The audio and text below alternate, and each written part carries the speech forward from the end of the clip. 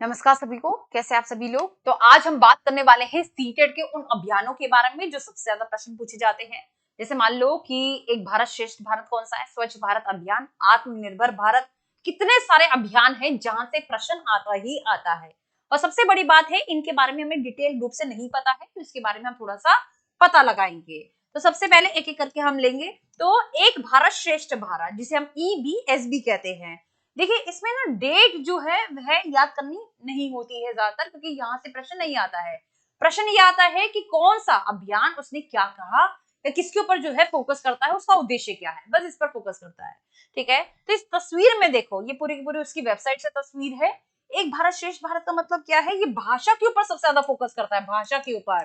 ठीक है, इसी के अंदर भाषा संगम कार्यक्रम जो है वो चलाया गया था। इन सभी तस्वीरों में आपको क्या देखने को मिल रहा है, इन सभी तस्वीरों में देखने को मिला संप्रभुता, अखंडता, भारत की अखंडता, भारत की विविधता की कितने सारी विविधताएं हैं, चाहे वे कपड़ों के माध्यम से हो, चाहे वे तुम्हारे पहनावे के माध्यम से, खाने के माध्यम से, चाहे वे तुम्हारे कल्चर संस्कृति के माध्यम से हो। इतनी सारी जो है विविधताएं हमारे भारत देश में पाई जाती है। और इन सभी विविधताओं के बावजूद भी हम सब क्या है, हम सब एक है, ध्यान रखिएगा। तो जब भी बात आएगी एक भारत श्रेष्ठ भारत जो है किस पर फोकस करता है, किसके अंतर्गत आया, सरदार वल्लभ भाई पटेल के अंतर्गत आया। 31 अक्टूबर डेट जो है वो याद कर सकते हैं, लेकिन यहाँ से प्रश्न नहीं आता है।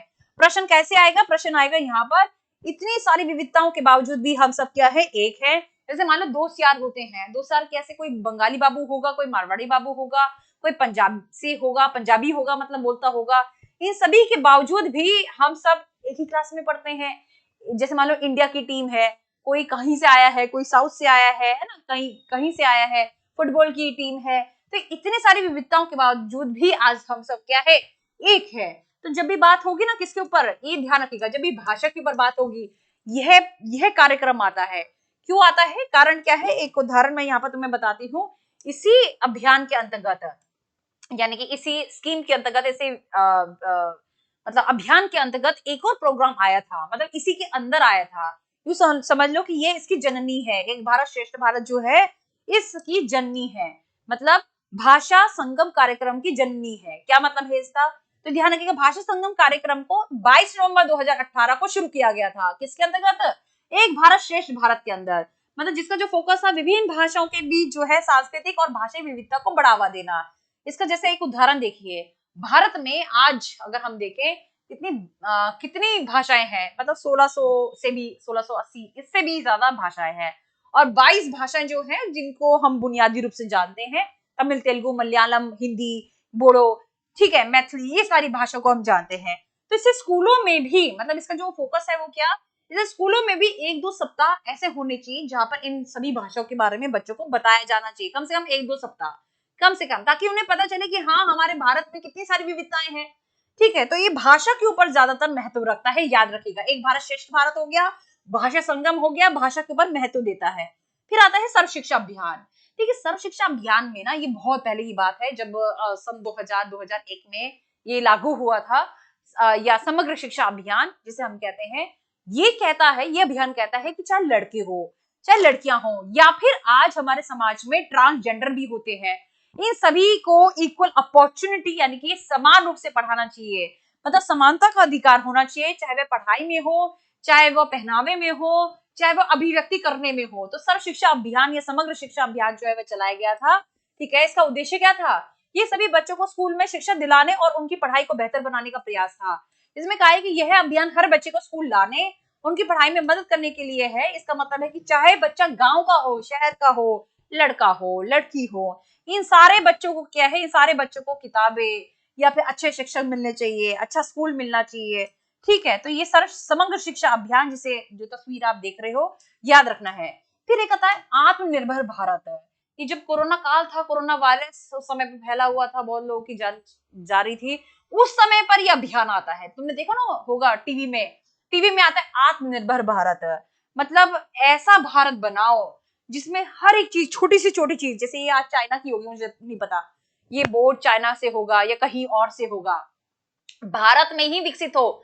मेक इन इंडिया, मतलब लोकल टू वोकल, सुना है ना आपने, ये उस समय पर बहुत ज्यादा प्रचलित हो रहा था कि जो भी चीजें बने छोटी से छोटी, चाहे वो क्रीम हो, चाहे वो साबुन हो, चाहे वो कोई भी चीज हो, चाहे वो तुम जो लीड लगाते हो अपने उसमें कान में, या फिर कोई भी छोटी छोटी चीज, जितनी भी मोबाइल फोन है जो आज तुम हर बार से देखते हो कि मेड इन इंडिया नहीं लिखा होता, मेड इन चाइना अक्सर लिखा होता है।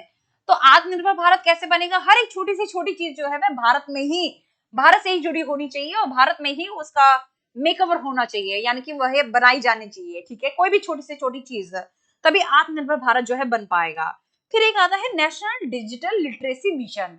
ये नाम से देखो क्या कह रहा है, ये मिशन कहता है, बस इसकी बात याद रखना, ये मिशन कहता है कि चूंकि बच्चे स्कूल में नहीं जा सकते, बहुत सारे बच्चे ऐसे हैं जो स्कूल में नहीं जा सकते या ड्रॉप आउट हो जाता है, या किसी कभी कोई बीमारी आ जाती है, बहुत सारे इश्यूज होते हैं, बहुत सारी प्रॉब्लम्स होती है, तो उनको उनको नेशनल लेवल पर, यानी कि भारत देश में कम से कम नेशनल लेवल पर वे फोन में या फिर आज कंप्यूटर में हम देखते हैं बहुत सारे फ्री ऑनलाइन कोर्स हैं जो हमें शिक्षित करते हैं। एनसीईआरटी ने क्या कर रखा है, एनसीईआरटी ने मूक वगैरह ऐसे चला रखा है, और जिसका मतलब ये है कि घर बैठे जो क्लासरूम में हो रहा है वह फोन पे आ जाएगा, या फिर जो लेक्चर्स होते हैं वह सारी चीजें आ जाएंगी। तो नेशनल डिजिटल लिटरेसी मिशन, यह अभियान डिजिटल दुनिया, इंटरनेट, मोबाइल, इनको समझने में मदद किया जाएगा। मतलब इसका इस्तेमाल करके हम कंटेंट को कितने अच्छे से पढ़ लेते हैं। आज देखो तुम, आज तुम फटाफट से यूट्यूब से मेरे तक पहुंच पा रहे हो, पहले ऐसा संभव था नहीं था ना। तो ऑनलाइन पढ़ाई करके बैंक का काम हो या खेल का काम हो, जो भी है, बहुत सारी चीजें हम ऑनलाइन दुनिया से ही, ऑनलाइन जगत से ही सीख जाते हैं। तो नेशनल डिजिटल लिटरेसी मिशन इसे हम कहेंगे। याद रखना, पेपर में मैं अभी क्वेश्चन पूछूंगी। फिर आता है बेटी बचाओ बेटी पढ़ाओ। मतलब अब क्या हो रहा है, पहले आया था यहाँ पर कि बेटी पढ़ाओ, अरे बेटी पढ़ाओगे कैसे जब तक बेटी को बचाओगे नहीं। आज भी लड़कियों में फिर से बढ़ रहा है इनफर्टाइल, दोबारा से रेट बढ़ रहा है, यानी कि लड़कियों की मौत, भ्रूण हत्या जो है पहले से कर दी जा रही है, अब फिर से 5 साल में हो रहा है। तो जब तक लड़कियां बचेंगी नहीं तब तक पढ़ेंगी कैसे? जब तक मेरा अस्तित्व भी नहीं होगा तब तक मुझे पूछेगा कौन भाई। तो ये ध्यान रखिएगा, यह अभियान बेटियों को बचाने और उनकी शिक्षा सुनिश्चित करने के लिए शुरू किया गया था। इसका उद्देश्य यह था कि लड़कियों को लड़कों के समान अधिकार और अवसर मिलने चाहिए।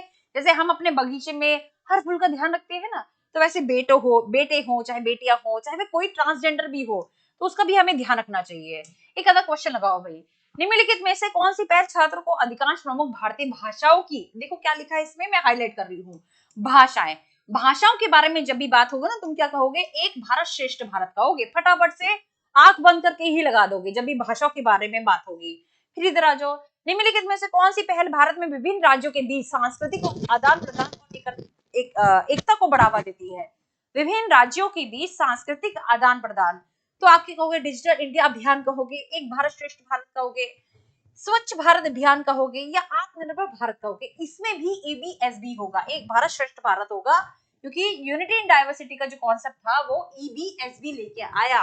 चाहे वो इस तरीके से हो, मतलब कान इस तरीके से पकड़ लो, कान उस तरीके से पकड़ लो। फिर एक अभियान था तुम्हारा, निम्नलिखित में से किस अभियान का उद्देश्य पूरे भारत में स्वच्छता और, मतलब स्वच्छता को बढ़ावा देना है, क्लीनिनेस को बढ़ावा देना है। तो आप क्या कहोगे, स्वच्छ भारत अभियान। क्या कहोगे, स्वच्छ भारत अभियान जो है वह कहोगे। क्लियर है बात? फिर एक और अभियान देखिए, कौन सी पहल प्रौद्योगिकी और डिजिटल, मतलब डिजिटलाइजेशन पर फोकस करती है कि आज बच्चा घर घर, इतने सस्ते कोर्स हो गए हैं, और ये छोड़ो सारी बात, एनसीईआरटी ने भी बहुत सारी चीजें जो है वो ऑनलाइन निकाल दी है, ऑनलाइन किताबें, ऑनलाइन क्या कहते हैं लेक्चर्स, ताकि बच्चा आराम से पढ़ सके। हिंदी हो गया, इंग्लिश हो गया, मातृभाषाओं में अलग अलग 22 भाषाओं में अलग अलग तरीके से लेक्चर्स निकाल दिए ताकि वह अच्छे से पढ़ पाए। तो डिजिटल इंडिया कैंपेन इसे हम कहेंगे। क्या कहेंगे, डिजिटल इंडियन कैंपेन इसे जो है वह हम कहेंगे। अब एक क्वेश्चन है, जल्दी से मुझे इसका उत्तर जो है कमेंट बॉक्स में बताइएगा, ये तो उत्तर आना ही चाहिए आपको।